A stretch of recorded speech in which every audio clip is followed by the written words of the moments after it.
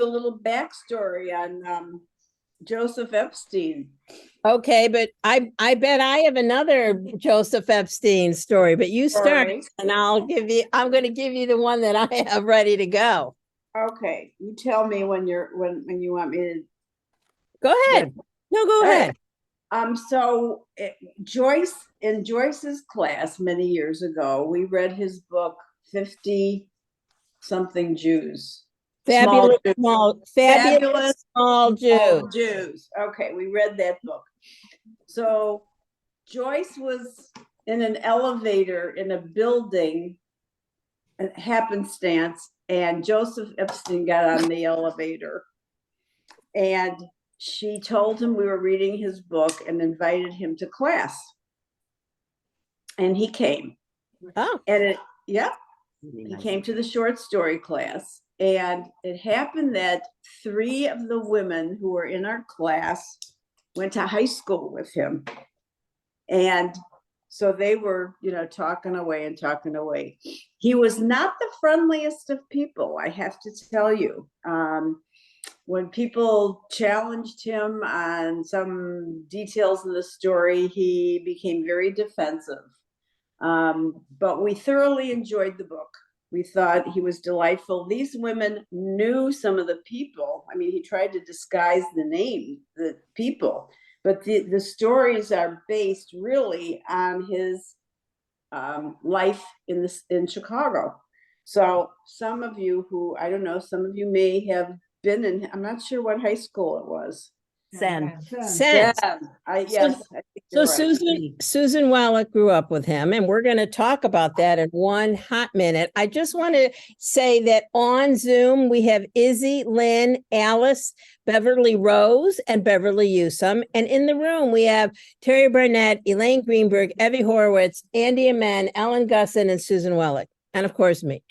And And I do want to show for you people, you can see we're going to have a better setup soon. They're starting to set up in the room so that eventually everybody will see this. But this is what Joseph Epstein looks like.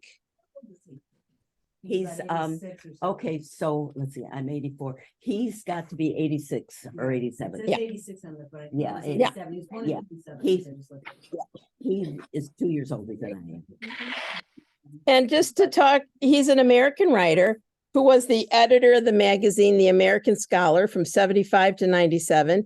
His essays and stories have appeared in books and other publications. We know that he was born in Chicago to Maurice and Belle Epstein. He graduated from Senn, went to the University of Illinois, Urbana-Champaign. He served in the U.S. Army from 58 to 60, and he received a Bachelor's of Arts in absentia from the University of Chicago in 59. Oh. So, before Susan gives us, did you like the story? Okay. No. Elaine said okay. Izzy does. Yes. Too long. Too long. And Too long. I mean, I like the references to this city. Yeah. That was interesting. Yeah. Because it was like my era. Yeah. I felt it was supposed. Who was that? Okay, Lynn and then Evie.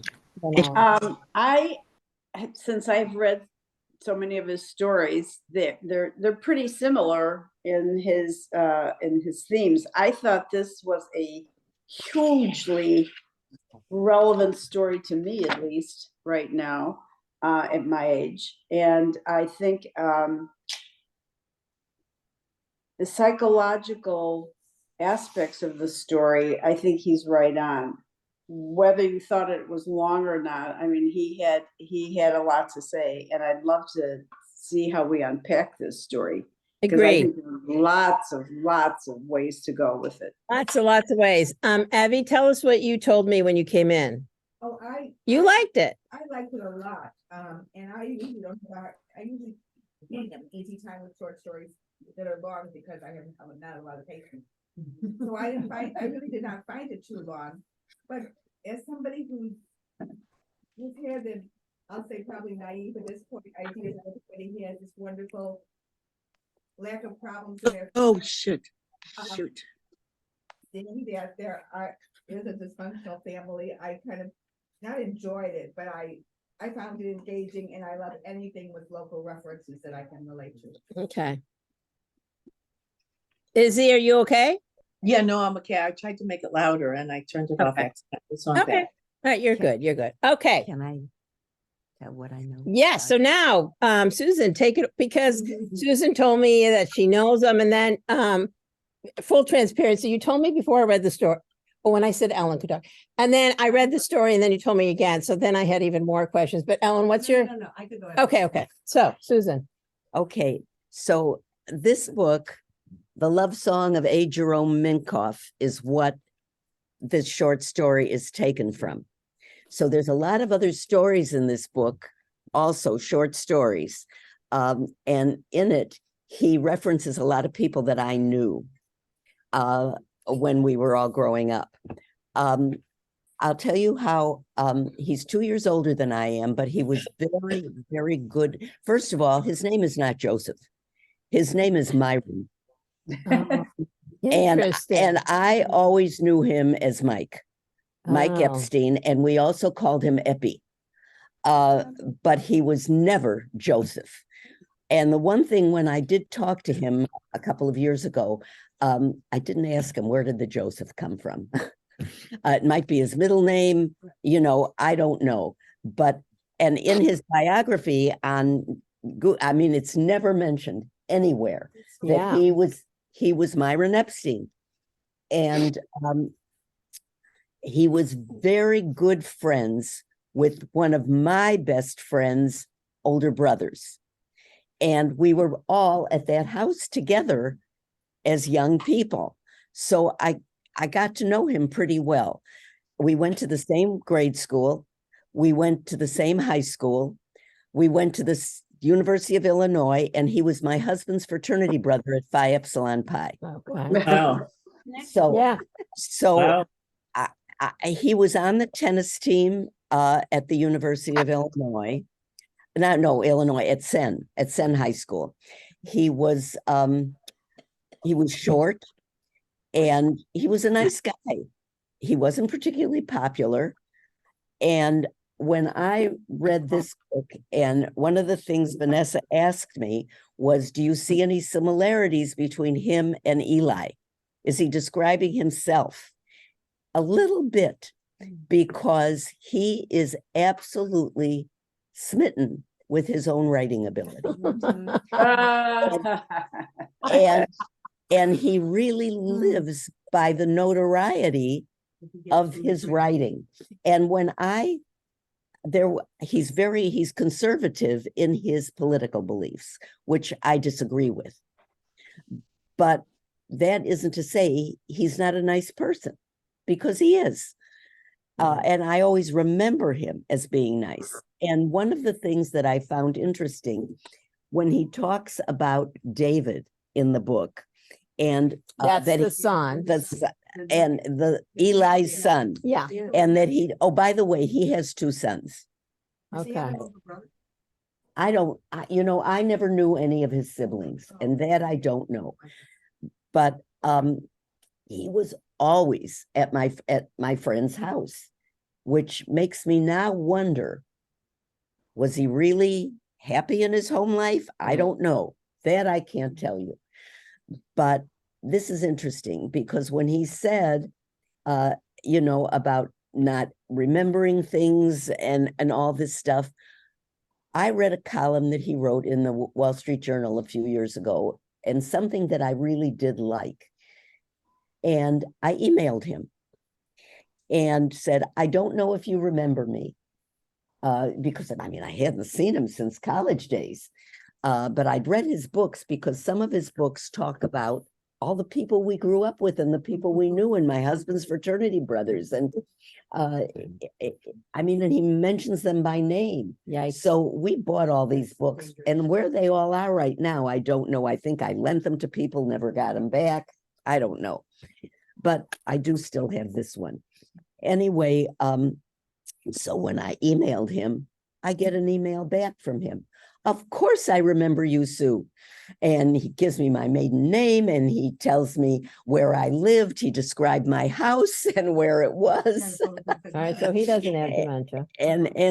Huh? He doesn't have dementia. No. But he thanked me.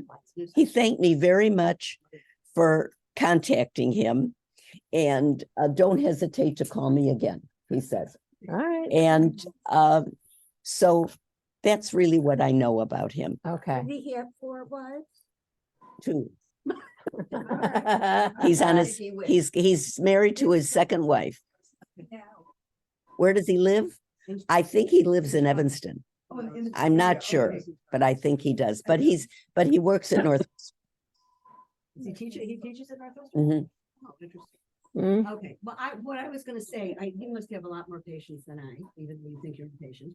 Because I was very intrigued when I started reading the story. I was in the class with Lynn way back when he came, and I remember it was just fun to have him in the class. And one of Judy Biederman's good friends who used to come to the class all the time was his friend from St. Uh-huh. She always told us, we had read several What was her Joseph name? Epstein. Rochelle. Rochelle. Rochelle. I know her last name, but it's not coming. It'll come to me. Okay. So I was intrigued as to whether there was any autobiographical, that's why I asked you if he had a brother. Very intriguing that you say that he's put himself into Eli, which shows some hubris, I guess. And which is, he's prolific. God knows he's written a ton of books. Oh my God. But I yes. got to the point where it was just so long, it kept going, and I guess I got frustrated with it. But Yeah. so that's why I said, I did break it up. I mean, I finished the rest of it. oh, okay. Well, I had to reread. I had to restart it. I had started it. Anyway. All right. Listen. I have Alice, then Merle, then Lynn. Alice, I unmuted you. Oh, thank you.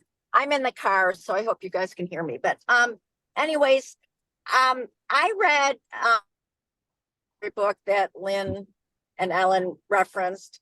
And, I really enjoyed it. Like everybody's saying, it had a lot to do with Chicago. So if you grew up in Chicago, but what I remember is that there was all this scandal with him with Northwestern. And yeah, there was something, either harassment or something that he was accused of.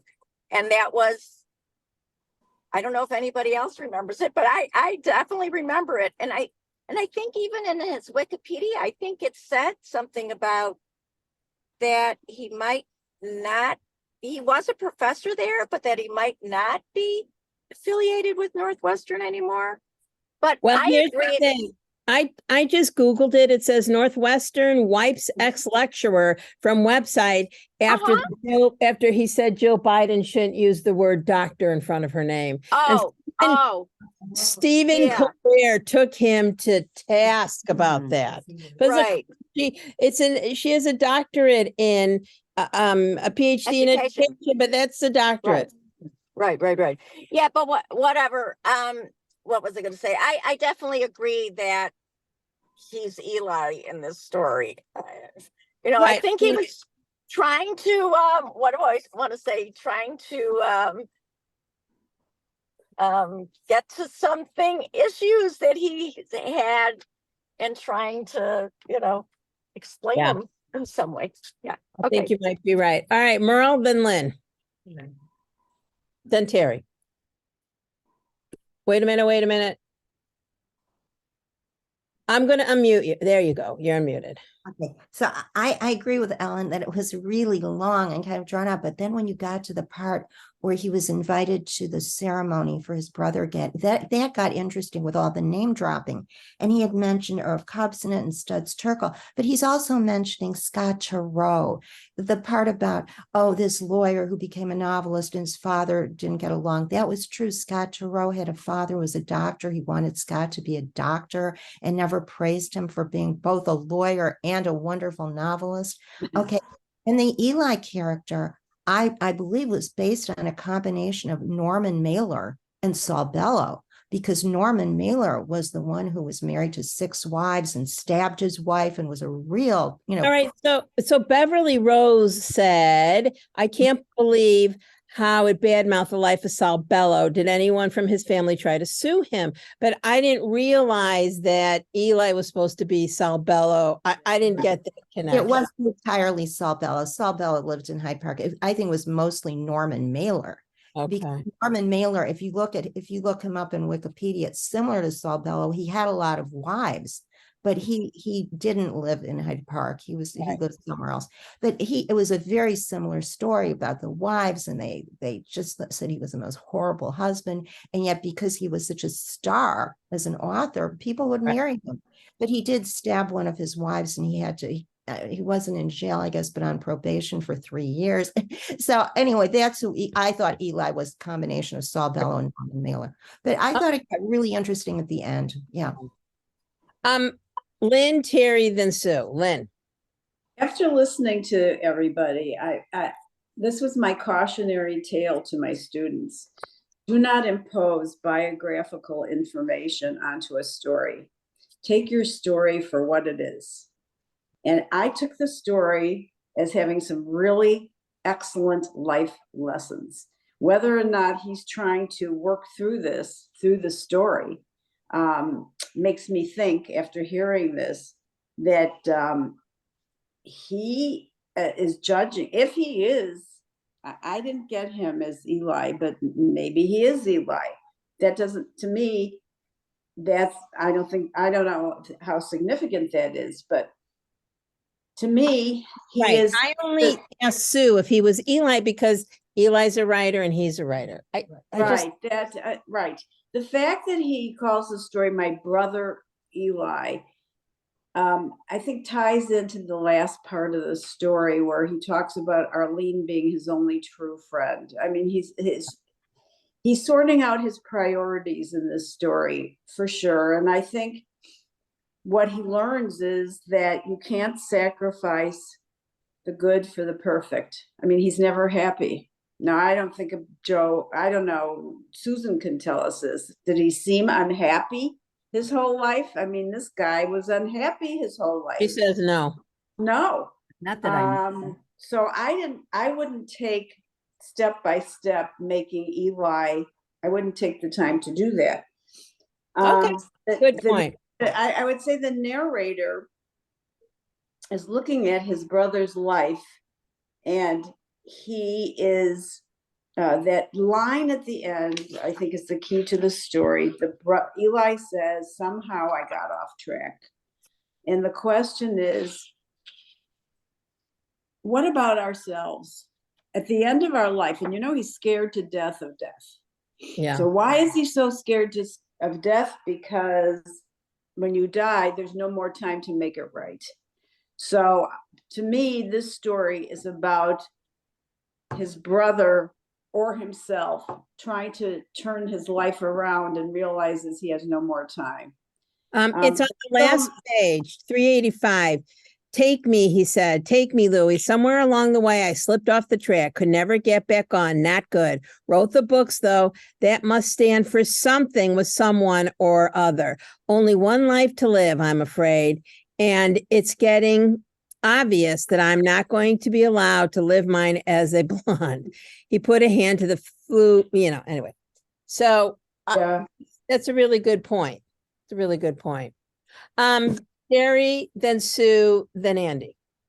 Well, for one thing, I just wanted to comment on whether, he was like Eli in that he's a writer, but he made him such a caricature, the way he dressed him and all his outrageous outfit. It doesn't sound like that was what he was in real life. I never noticed what he was wearing. Right. It wasn't out of his way to show, to kind of show off. But the thing that I thought was interesting, it comes from a collection called The Love Song of A. Jerome Minkoff. And that is, I assume, a reference to the love song of J. Alfred Prufrock. That I remember studying. I just keep remembering the part about it. And the women kept talking about Michelangelo. My sister and I used to repeat that line. And I looked up the love song of J. Alfred Prufrock, and it's about a man struggling with his insecurities and his inability to connect with others, especially women. And I mean, if it's another theme of social anxiety and how it affects Prufrock's ability to interact with those around him. And I feel like the fact that he named his collection, you know, that I think that in referring to that, I think he, in his stories, we've only read one, but I think perhaps the others may deal with his insecurities and him trying to find his place in the world. And another place it talked about his concern about his fear of death. So I think there's probably something there. I don't know exactly without reading the whole collection, but I think that it connects. Beverly Rose tells us Sal Bello, who lived in Hyde Park, had 5 wives. The latest, a young girl while he was in his 70s. They had a child. He was also an unhappy person. Just saying. I mean, that and the Chicago connection. Okay, Andy. Oh, wait a minute, Sue. Okay, so I can't tell you what page this is on because it's on my, you know, anyway. But one of the things that made me think that he was in some way, he was, oh dear, I just lost it. There it is. Okay, when he says, you're right, Lou, Eli said, it isn't any of your business. Look, I don't expect you to understand this, but all the energy I have goes into my books, all of it. There isn't anything left for anything else. And I found that very, very revealing. And then the other thing I found interesting is I told you his given name, as far as I know, was Myron. I mean, I never knew any Joseph Epstein. I only knew Mike Epstein. And so then It's when he interesting. He went from Myron, Mike. Yeah, and it's not in Wikipedia. right? No, So no, that's- it's But- nowhere. But It- Wikipedia, he could go in and change. but he doesn't. It changed. No, but He may have changed. he may have changed it and taken Myron out. Yeah. He Yeah, decided he wanted exactly. to only That would be known as my- Ray. And Yes. anyway, but so what I find interesting is in the book when he talks about nobody ever called me Louis before. Oh, And he sees, and that name change, it really stuck me. Oh, wow, why did he put this in? yeah, Well, you that's know, why. and I thought that's where he's also Was he talking in- somewhere about himself. What, in college was he Mike? Yes, But I didn't know you could change. Wikipedia. That makes. it was sense. never, So- he was We never could- We Joseph. could go in right now and say, put Myron in. But you know what's so interesting? For someone who uses people's names and to then go change his, wipe out his history is Yeah. bizarre. And one of the other stories in this, The Love Song of A. Jerome Minkoff, I was, you know, trying to remember everything I'd read in it. And one, he mentions a guy named Norm Brodsky. Norm Brodsky lived across the street from me, you know, and he was in Mike's class. But that goes back to what Lynn just said. Don't if you're gonna then- write a short story, it shouldn't be about people that the live people kitty around corner you. from me. We're always having parties in their backyard in the summer and everything. And I was always there and so was he. Okay, I have Andy, Lynn, and then Elaine. And Merle. Oh, Merle, sorry. I agree with, I think Lynn made a great point about, you know, it doesn't have to be the author, it doesn't matter, it matters message. And I think this story allowed him to, you know, replay the idea of the character evolved, went through his life, had different marriages, and he still couldn't, you know, reconcile things. He was never satisfied. There is just something about someone who never is filled up, no matter what awards he got. And I think his brother really, you know, Louis. something that really, you know, that really points that out. The truth is that I feel this is Louis talking. The truth is that I feel myself damn lucky. I'd always made a good living. I wasn't dependent on anyone my whole life, and I still enjoy my wife's company. So far from what he tried to, accomplish, and he was never happy. And I've been thinking about his cousin. And it's just something, no matter what success there was, grass was always greener. Something very unhappy. All right, I have Lynn, Elaine, Merle, and then Alice. From what I could hear, I agree. I want to go back to going off the track. I think his brother realizes that he lost the sense of what gives life meaning. Louis, you're talking about Lou. I'm talking about Eli? Eli. Louis. Yeah, no, I think that Eli has lost the sense of what gives life meaning. And even though he got great accolades from everybody, and everybody was praising him, and he keeps saying, and I got the books out, and at least I got the books out, but that didn't give him happiness either. So the question is that a lesson for our narrator is, so what gives life meaning? And you notice that Epstein makes everyone else childless. He doesn't have children. So who else doesn't have children? Arlene doesn't have children. And this story is about my brother Eli. So I think he's trying to salvage something from his brother, and he's having difficulty. He does say about his brother that he has betrayed everyone who has loved him. And the question is, what is it that gives life meaning? What are our priorities? And I don't know if anyone else thought about this. The song "Cats in the Cradle" kept coming in my head as I'm reading this story, because he never had any time. As someone quoted, I don't have time for anything else. I just have time for my books. And in Cat's Cradle, he realizes, too late. And I think that the first sentence, never let it be said that my kid brother Eli failed to give me anything. He gave me 5 ex-sister-in-laws, 7. I think I have the number right. Nephews and nieces, 3 of whom I met for the first time at his funeral. So that's just to encapsulate everything. Okay, I'm sorry.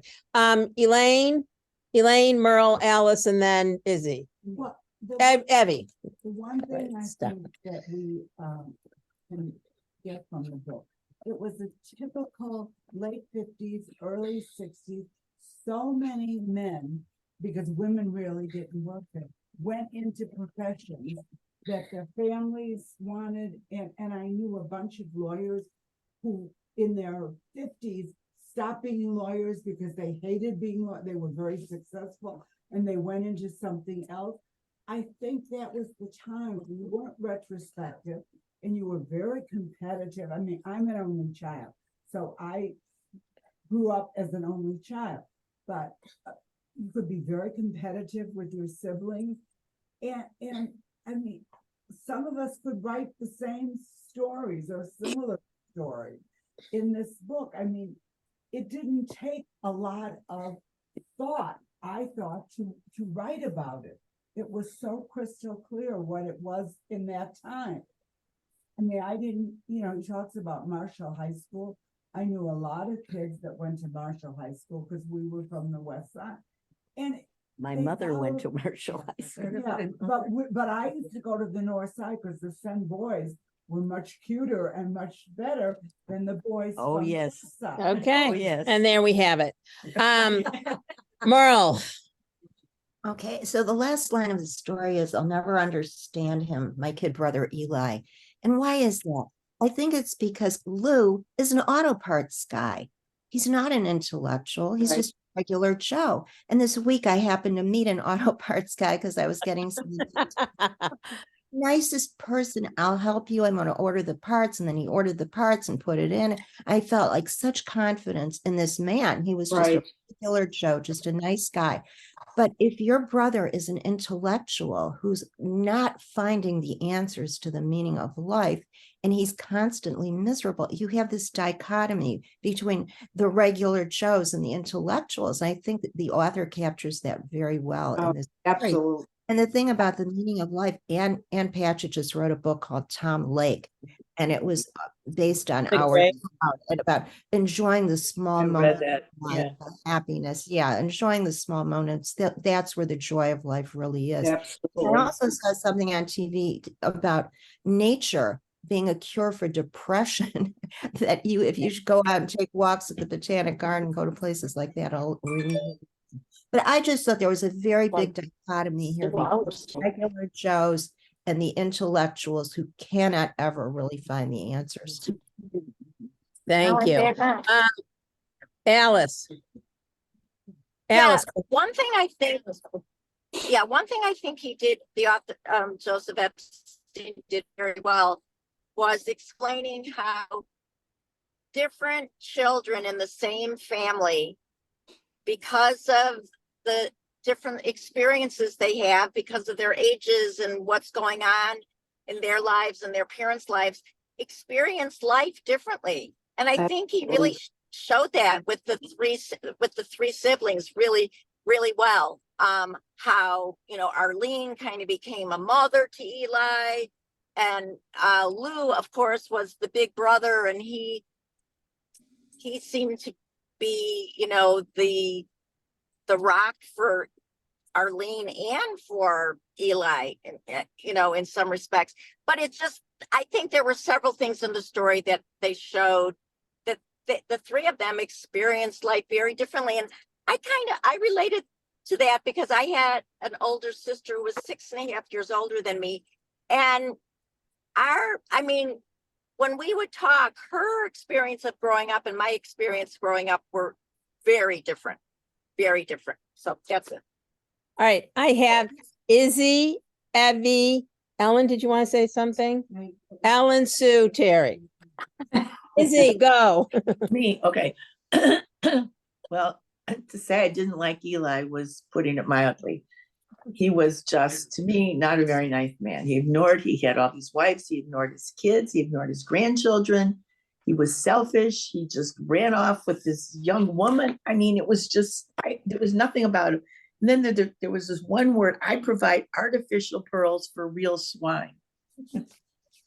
Wasn't that awful? What a terrible artificial pearls, which means he doesn't even believe in what he's doing for swine, for the people who read his book. I thought that was despicable. And then when he gave that little talk and then he just finished it right at the end, and he said, I don't care what people think of me. I just want to leave I want to leave them up in the air or something like that. I thought there was nothing, just couldn't stand him. And the other thing, I didn't understand his relationship with Arlene. Arlene was so not critical. No matter what he did, he's family. He's different from us. He's brilliant. So we got to forgive him. I mean, unconditional love that I don't understand where it came from, because he barely gave her attention. Although at the end, when he kind of had dementia, it was like he went back to what he would have been had he been normal. He called his brother Louis when he never called him Paul, always called him Lou. He said his sister was his best, but he never expressed those things during his life. I just thought he was an eccentric. And I want to tell you, I looked up all the people. I looked up what Sal Bello wrote. I don't know about James Joyce. I looked up Ulysses. I looked up all these people to see what I could get together. All the people that he liked. When he had dinner with that other couple from Germany. I looked up. That was terrible. That was terrible. I was looking up all those people he mentioned and references, excuse me, and trying to get some kind of picture of what he was writing about or whatever. I don't know. I could not figure out. It was like he was just being treated terribly because he was an intellectual or something. But all these references I looked up. It was a lot of references, yeah. But I didn't understand I didn't understand what he wrote about that was so fantastic. Maybe Yeah. somebody can help me. Tell me, whoops, tell me what that is. Okay, I have Evie, Ellen, Sue, and Terry. Evie. I was really thinking about what struck me in terms of the Louis thing in terms of more the term of endearment and so forth, and where we became Louis and reaching out and so on and so forth. But as I'm listening to everybody's comments, I'm thinking it could also be more of a put down, like, okay, this is Louis. Oh, So I'm not sure interesting. which it is, because like, you know, the few Lou's that I knew growing up, you know, younger, of course, they were Louis, and I ran into one probably about a year and a half ago at one of my grandchildren's games. And it's a well-known Lou in this community, so it wasn't okay. And I called him Louis, because that's what I remembered as a 9-year-old. Did he correct you? No, he didn't correct me, and I was afraid of going up to him because I was that shy 9-year-old in my mind. And our son, who's done some business with him politically through the years, said, okay, you know, go on up to him, and he was just very warm and introduced me Okay. to his. So I made that transition, and I felt comfortable at that point saying Louis as opposed to Louis. Yeah. But Okay. but in the story, I thought it was kind of reaching out to that warmth that he wasn't able to do, but maybe at that point when he did have dementia, was going back to an Yeah. earlier period. Okay. Ellen, Sue, Terry, and then Lynn. Okay, I was just gonna say, this is what I love about this class. You read the story and you have your own, you know, views, and when this one really got hung up on, was so autobiographical, and now that I learned that it's, I think that's the best thing, is a master name drop. Based on everything else we've said about him, and the fact that he uses people's real names, which is not right, No. I think, especially in today's day and age. Mhm. People get very upset. Anyway, I wanted to say, I love what Terry brought. If I was more of a scholar, I think I'd want to go research that more, because that seems very provocative in terms of why he changed the love song, you know, reference to Minka from Proof Rock. And I don't know, I don't think we read that book in I don't remember, we read the one, whatever Lynn said originally. No, thank you for bringing it up here. Okay, Sue. Well, first of all, I guess, Izzy, you're the first one that's mentioned it about Eli having dementia. Yes. And I think that it could be writing about his brother's dementia.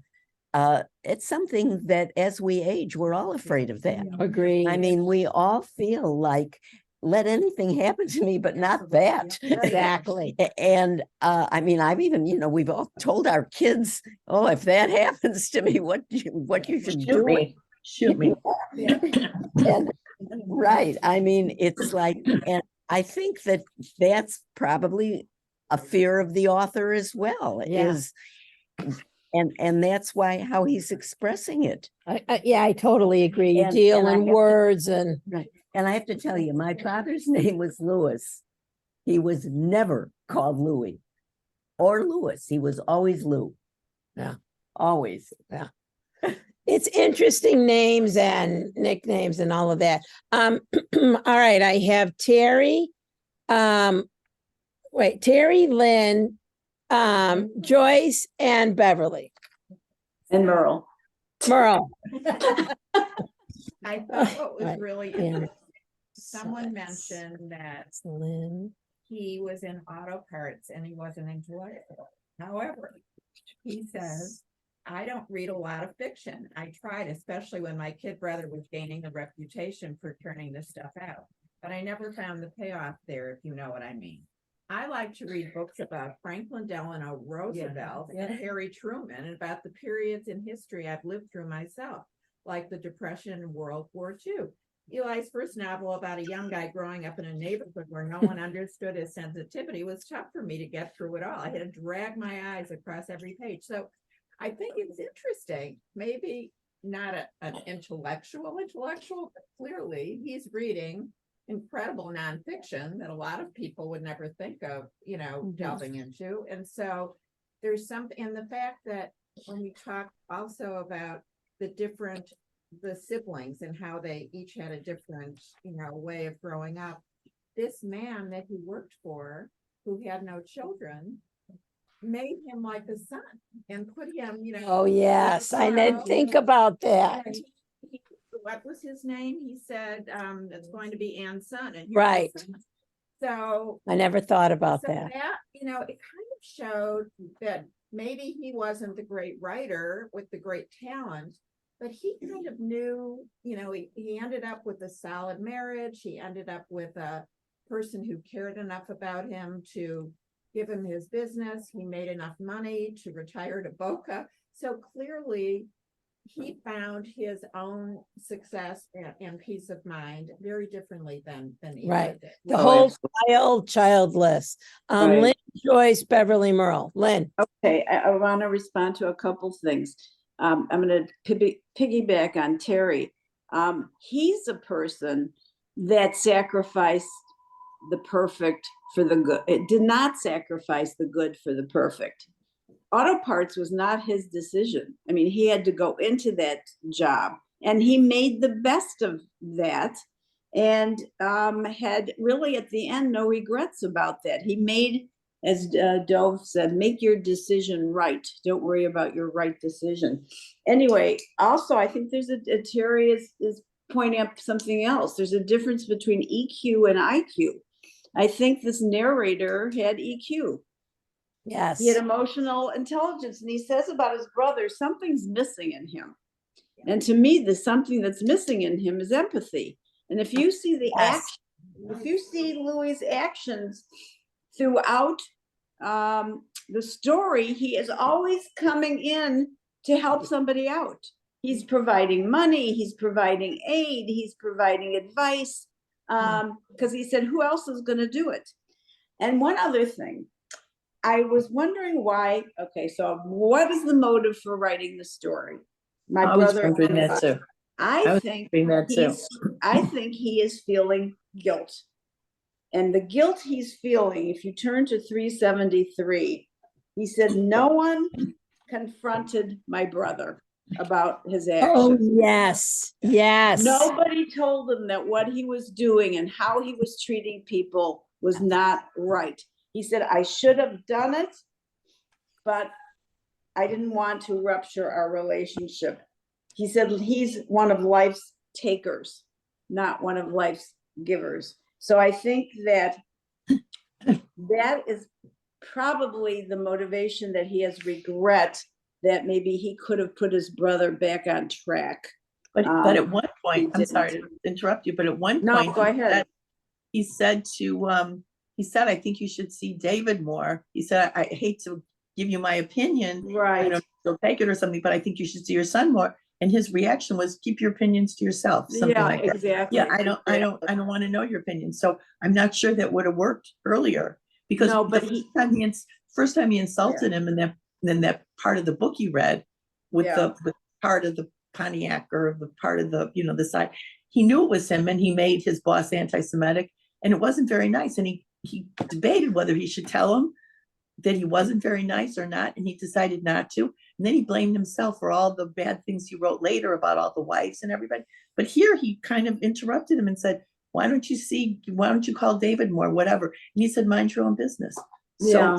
So Beverly Rose says, again, an exact criticism of Sal Bellows' books when narrator described the types of books he enjoyed. So we know a lot more about Sal Bellows. Joyce. Yeah, but look at how Eli portrayed Lou in one of those first books. I mean, he portrayed Lou as a schmuck. Yeah. Yes. Which was horrible. It was horrible. And yet Lou, that's when Lou made the first mistake in not confronting him. Yes. And just for a second, going back to names, I never had a nickname growing up. I had one aunt that used to call me Joycey. And I let her get away with it. I hated it, but she was one of my favorite aunts, so okay. I tolerated it until her son, who's 6 months older than I am, once called me Joycey. And I said, Larry, That's it. it's okay for your mother, it is not okay for you. And I am the least confrontational person ever. I walk away from fights, including with my husband. Good job. Good job. But I was so proud of myself that I said no to him. All right, Beverly Newsome. Yeah, hi. Go ahead. So I really did like the story, and I liked everybody's comments. So this is what I think. I think that you find in this story three kinds of people: the artist, the fan, the Arlene, the one who fawns on the artist, That's what and the person, the regular person in society. And what I made me think of when I go to the symphony and I go to the lecture beforehand and I listen and I come away and I have no idea what I learned or what he was talking about. And then I think about all my years associating with art people, because I was a docent for years. And when I go to really intellectuals and they have this art speak, and then you walk away and you say, God, I didn't know that that's what that was about. And somehow I felt that what this author did was make a caricature of this Eli. Everything about him was like a caricature of the foolishness, the not understanding about a writer, about an artist, and we want to understand, and they write, and we want it, and we don't get it. And I don't know if I'm expressing that properly, but somehow that's how I felt about this brother, that he was Hey, which brother, Eli or Lou? Eli. You know, I'm talking about art and art speak and Yes. artists who behave in certain ways and write about certain things. And we want to understand and we want to delve into it, and we can't. It's like this, it's like art speak. It's this mystery. And so what you have is the artist, the people who fawn on them, to save all her clippings, and she was devoted to him. Did she understand him? Anything he wrote, anything he said, anything he did? No. And neither did Lewis, the brother. But he also was a financial supporter, which is what people do who don't necessarily understand what's going on. I think the characterization of Arlene as a fan is exactly what I was going for, because she has just no criticism. She's in awe and whatever. Are you done, Beverly? I think so. Okay. I have Merle, then Terry. Merle, go ahead. I think this story is a condemnation of authors who do tell-all books or write a roman of clay where they're basing their characters on certain people who are still alive. And one of the biggest criticisms of Lou is criticizing Eli for calling his own wife, Eli called his own wife a nafka. Nafka. Yeah, a Yiddish word. Very It's insulting. prostitute. A prostitute. It's like calling someone a whore. Or slut. Or slut. Slut. Yeah. That. And he said, and what is the consequence going to be for Eli's son reading about his own mother? And the thing about authors and consequences, I think that's a very, very important. Absolutely. A lot of people, they write the tell-all novel and then they don't care that they hurt everyone's feelings and made them just feel awful. And then the thing about dementia raises the question, dementia can take many, many forms. I know someone who I've known for 50 years. If I see her, she has absolutely no idea who I am. And her assistant helps her walk down the street. Okay. Then I have someone in my family who was a published author, wrote 8 fantastic nonfiction books on history. This person can't remember what happened yesterday, but can be very kind and gentle when he talks to you. And he's not going to commit suicide because his whole personality changed because of dementia. And the last thing is about authors who commit suicide. many authors committed suicide. Virginia Woolf, Ernest Hemingway, there's a whole list of them. So I think the book is kind of really a good Primo Levi, Jerzy Kaczynski, and those are Holocaust survivors who who died of suicide. And it's really there's a whole genre.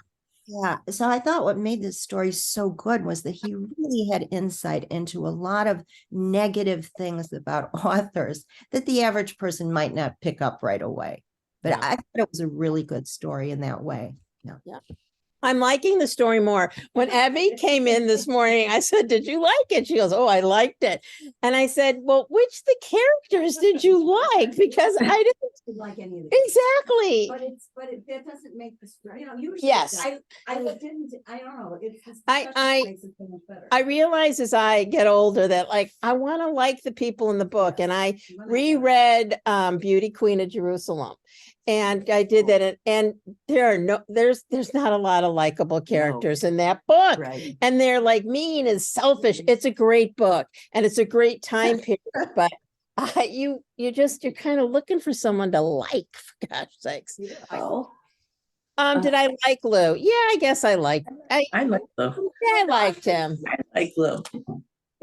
Typical of the child. Yeah. He was stable. He had a nice wife. He had Tolerated his brother. Yeah. He was kind to him. He gave him money when he needed it. Gave him money. Yeah, exactly. Okay. Andy, then Terry. In terms of the money and the, emphasizing Eli's weaknesses. He got so involved with that mob character. I mean, was that horrible? Yes. Forgot about that. I thought it was so extreme in terms of, and then I don't think so. it I think happens all the people time. get involved because they have money and they can invest the money. If you're poor, the mob guy is not gonna come to you. And you think about it. And they wave this golden parachute and people get stuck. Think about I it. would think he would have been smart enough and No. You would think. For the movie club, we had to read Wizard of Lies, Bernie Madoff. Yeah. And all these smart people were suckered by him. Yes. Suckered. So anyway, Terry, then Lynn. Well, I the part about the second time Arlene had the Wertheimers for dinner. And at one point they wanted to talk about Eli. And I think what they said was very interesting. First of all, they said nothing makes him happy, not his successes, not his wives and children, not all the world's lavish praise of his work. Psychotherapy doesn't really have a label for such a condition. It isn't a depressive, nothing so simple as that. Yet one could tell from a single meeting with him and from the many seemingly grudging interviews he's given to the press that the world, how to say this, the world disappoints him. It isn't somehow good enough for him. And then they go on and they talk about, okay, what do you make of all my brother-in-law's marriages, Jerry asked, Jerry being Lou's wife. A number of possible ways of viewing this, Henrietta Wertheimer said. Perhaps they express a yearning for the settled life that he thinks he wants, but does not really want. Perhaps he operates, your brother-in-law, under a theory of muses like the painter Picasso or the choreographer Balanchine, who had different wives and mistresses for different phases of their respective careers. This too is possible, which I thought was really interesting. Really interesting. Very interesting. And after looking more at Wikipedia, in 1996, Phi Beta Kappa Senate voted to remove Epstein as the editor of the American Scholar at the end of 97. This decision was controversial, and Epstein later claimed that he was fired for being insufficiently correct politically. And I think he really, Sue said he was conservative, and we've all heard of him because we all heard that argument that he didn't think Jill Biden should be called doctor, and that now colors me. I'm glad I did not know that before I read the story, because I would have gone down a rabbit hole. Not that I haven't right here. And, you know, he is from a certain time period and that is, you know, a generation. And, you know, I think he's obviously a really interesting guy and has written a lot. And, you know, that controversial thing, and maybe for Eli too, like you get notoriety. I mean, you know, you put your stuff out there, you want people to notice, you want to get the accolades. And I guess he did. It's a high, but it doesn't last. Won lots of Yeah, literary right. prizes. Yeah, he has won lots of literary prizes. Oh, Merle, then Izzy, go ahead. Okay, Oh, no, I don't have my hand up. Oh, okay, Merle. question about the PhD.